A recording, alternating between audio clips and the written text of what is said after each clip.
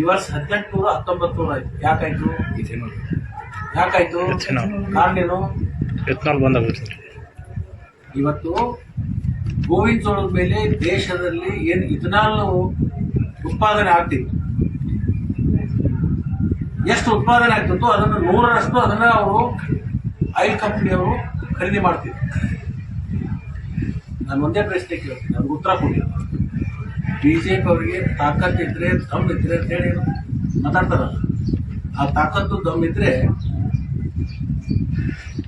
ಕೇಂದ್ರ ಸರ್ಕಾರಕ್ಕೆ ಒಟ್ಟು 32 ರಾಜ್ಯಗಳು ಬಂದಿದ್ದಾರೆ. 15 ಕೋಟಿ ಮಾಡಬಾರ್ದಲ್ಲ. ಇಥನಾಲ್ ಉತ್ಪಾದನೆ ಆಗಿರ್ತಕ್ಕಂಥ ದೇಶದ ರಾಜ್ಯದಲ್ಲಿ ಅನೇಕ ರಾಜ್ಯಗಳಲ್ಲಿ ಗುಜರಾತದಲ್ಲಿ ಉತ್ಪಾದನೆ ಆಗ್ತಕ್ಕಂಥ 100ಕ್ಕೆ 100ರಷ್ಟು ಅದನ್ನು ಖರೀದಿ ಮಾಡ್ತಾರೆ. ಉತ್ತರ ಪ್ರದೇಶದಲ್ಲಿ 72% ಖರೀದಿ ಮಾಡ್ತಾರೆ. ಮಹಾರಾಷ್ಟ್ರದಲ್ಲಿ 65% ಖರೀದಿ ಮಾಡ್ತಾರೆ. ಕರ್ನಾಟಕದಲ್ಲಿ 27%. ಗೋವಿನ ರೇಟು ಇವತ್ತು ಬೀಳಲಿಕ್ಕೆ ಕಾರಣ ಏನಂದ್ರೆ ಈ ಒಂದು ನೀತಿ. ಅದಕ್ಕೆ ಮುಖ್ಯಮಂತ್ರಿಗಳು ಆ ಗೋವಿನ ಜೋಳದ ರೇಟ್ ಬಿದ್ದಂಥ ಸಂದರ್ಭದಲ್ಲಿಯೂ ಕೂಡ ಅದಕ್ಕೆ ದರ ನಿಗದಿ ಮಾಡಿ ಅದಕ್ಕೆ ಹೆಚ್ಚು ದರ ಸಿಗಲಿಕ್ಕೆ ಒಂದು ವ್ಯವಸ್ಥೆಯನ್ನು ಮಾಡಿದರು. ರಾಜ್ಯ ಸರ್ಕಾರದ ಬೊಕ್ಕಸದಿಂದ ಹಣ ಹಾಕಿದ್ರು. ಕಬ್ಬಿನ ಸುಮಾರು 300 ಕೋಟಿಯಷ್ಟು ಹಣ ಕಬ್ಬು ಬೆಳೆಗಾರರಿಗೆ ಕೊಡ್ತಕ್ಕಂಥದ್ದು ಮಾಡಿದರು. ಅದರ ಜೊತೆಗೆ ಕೇಂದ್ರ ಸರ್ಕಾರಕ್ಕೆ ನಮ್ಮ ರಾಜ್ಯದಿಂದ ಬರೀ ಸಕ್ಕರೆ ಮೇಲೆ 5% ನಾವು GST ಕಟ್ತೀವಿ. ಸಕ್ಕರೆ ಮೇಲೆ ನಮ್ಮ ರಾಜ್ಯದಿಂದ GST ಎಷ್ಟು ಹೋಗುತ್ತೆ? ಬರೀ ಕಬ್ಬಿನ ಉತ್ಪಾದನೆ ಮಾಡಿ ಸಕ್ಕರೆಯನ್ನು ಉತ್ಪಾದನೆ ಮಾಡ್ತಿಲ್ಲ, 5% ಇದೆ GST. ನಮ್ಮ ರಾಜ್ಯದಿಂದ ಕೇಂದ್ರ ಸರ್ಕಾರಕ್ಕೆ 9,890 ಕೋಟಿ ರೂಪಾಯಿ ಈ ವರ್ಷಕ್ಕೆ GST ಕಟ್ತೀವಿ. ನಮ್ಮ ರೈತರು ಬೆಳೆದಿರ್ತಕ್ಕಂಥ ಕಬ್ಬಿನ ಉತ್ಪಾದನೆ ಮೇಲೆ ಅವರು GST ತಗೊಳ್ತಕ್ಕಂಥದ್ದು ಇದು ಹಣ. ಇದರಿಂದ ರೈತರಿಗೆ ವಾಪಸ್ ಎಷ್ಟು ಕೊಟ್ಟಿದ್ದಾರೆ? ಇದು ಬಿಜೆಪಿ ಹೇಳ್ಬೇಕಲ್ಲ. ಗೋವಿಂದ ಆಯ್ತು, ಇವರು SMP ರೇಟ್ ಫಿಕ್ಸ್ ಮಾಡಿದ್ದ ಅವಾಗ ಸಕ್ಕರೆ ದರ ನಿಗದಿ ಮಾಡಿದ್ದು ಯಾವತ್ತು? 7 ವರ್ಷದ ಹಿಂದೆ. ಇಲ್ಲಿವರೆಗೆ ಸಕ್ಕರೆ ದರ ಫಿಕ್ಸ್ ಮಾಡಲಿಲ್ಲ. ಯಾಕೆ ಮಾಡಲಿಲ್ಲ?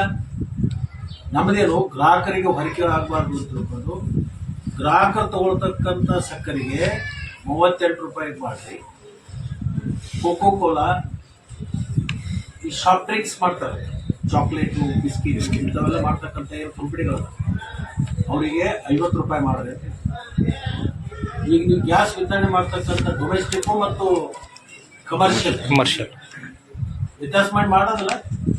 ಆ ಥರ ಸಕ್ಕರೆ ದರ ಯಾಕೆ ಮಾಡ್ತಾ ಇಲ್ಲ? ಇದ್ರ ಲಾಭ ಯಾರಿಗೆ ಮಾಡಿಸ್ತಾ ಇದ್ದೀರಿ? ಇಥನಾಲ್ 60 ರೂಪಾಯಿದಾಗ ಖರೀದಿ ಮಾಡ್ತೀರಿ, ಪೆಟ್ರೋಲ್ದಾಗ ಮಿಕ್ಸ್ ಮಾಡ್ತೀರಿ. ಪೆಟ್ರೋಲ್ ಹೆಂಗೆ ಮಾಡ್ತೀರಿ? Get difference. ಅದ್ರಾಗ ಏನು ಬರ್ತದೆ? ರೈತ ಕಬ್ಬ ಬೆಳಿತಾನೆ, ಕಾರ್ಖಾನೆ ಅವನು ಉತ್ಪಾದನೆ ಮಾಡ್ತಾನೆ, 60 ರೂಪಾಯಿದಲ್ಲಿ ತಗೋತಾರೆ, 100 ರೂಪಾಯಿದಾಗ ಮಾಡ್ತಾರೆ. 1 ಲೀಟರ್ಗೆ 40 ರೂಪಾಯಿ. ಯಾರಿಗೆ ಕೊಡ್ತಾ ಇದ್ದೀರಿ ನೀವು?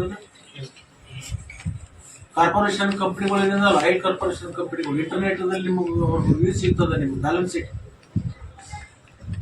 10 ವರ್ಷದಿಂದ ಏನು ಕಂಪನಿಗಳಿತ್ತು, ಈ 10 ವರ್ಷದಿಂದ ಈ ಕಡೆ ಏನದು ಬ್ಯಾಲೆನ್ಸ್ ಶೀಟ್ ತೆಗೆದು ನೋಡಿ.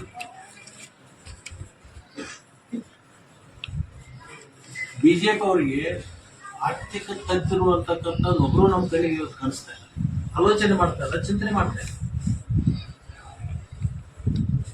ಕೇಂದ್ರ ಸರ್ಕಾರ ಯಾವುದೇ ಇರಲಿ, ಆದ್ರೆ ನಮ್ಮ ರಾಜ್ಯಕ್ಕೆ ಆಗ್ತಕ್ಕಂಥ ಅನ್ಯಾಯವನ್ನು ಸರಿ ಮಾಡಿಸ್ತಕ್ಕಂಥದ್ದು ಅವ್ರ ಧರ್ಮ ಅಲ್ಲ. ಇವತ್ತು ನೀರಾವರಿ ಬಗ್ಗೆ ಮಾತಾಡ್ತಾರೆ ಇವರು. ಏನ್ ಮಾಡಿದ್ರು? ಈ ಗೋವಾ ರಾಜ್ಯದಲ್ಲಿ ಯಾವ ಸರ್ಕಾರ ಇದೆ? ಬಿಜೆಪಿ. ಮಹಾರಾಷ್ಟ್ರದಲ್ಲಿ ಯಾವ್ದಿದೆ? ಬಿಜೆಪಿ. ನಮ್ಮದು ಮಹದಾಯಿ ಯೋಜನೆ ಎಲ್ಲಿಂದ ಪ್ರಾರಂಭ ಆಗುತ್ತೆ? ಗೋವಾ.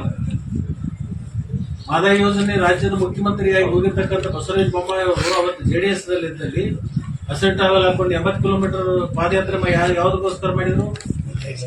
ಮಾದೈಗೋಸ್ಕರ ರಾಜ್ಯದ ಮುಖ್ಯಮಂತ್ರಿ ಆದರೂ ಕೇಂದ್ರದಲ್ಲಿ ನರೇಂದ್ರ ಮೋದಿ ಅವರು ಮುಖ್ಯಮಂತ್ರಿ ಪ್ರಧಾನಮಂತ್ರಿ. ಮಹಾರಾಷ್ಟ್ರದಲ್ಲಿ ಬಿಜೆಪಿ ಇತ್ತು, ಕರ್ನಾಟಕದಲ್ಲಿನೂ ಕೂಡ ಬಿಜೆಪಿ ಇತ್ತು, ಗೋವಾದಲ್ಲಿನೂ ಬಿಜೆಪಿ ಇತ್ತು. ಈ ಮುಖ್ಯಮಂತ್ರಿ ಆಗಿರ್ತಕ್ಕಂಥ ಬಸವರಾಜ ಬೊಮ್ಮಾಯಿ ಅವರು ಮಾದಾಯಿ ಯೋಜನೆ ಯಾಕೆ ಕ್ಲಿಯರ್ ಮಾಡ್ಕೊಳ್ಳಿಲ್ಲ? ನೀರಾವರಿ ಬಗ್ಗೆ ಮಾತಾಡೋರು ಚಂಬು ಜನರಿಗೆ ಬಿಜೆಪಿ ಕೊಟ್ಟಿದ್ದಾರೆ, ಅದು ಚಂಬು ಹಿಡ್ಕೊಂಡು ಬಂದಿದ್ದಾರೆ. ಜನರಿಗೆ 35 ಅಂತ ಕೊಟ್ಟಿದ್ದು, ನೀವು ಅದರ ಅರ್ಥ ಮಾಡ್ಕೊಂಡಿದ್ದೀರಿ. ರೈತರಿಗೆ ಚಂಬು ಕೊಟ್ಟರೆ ನೀವು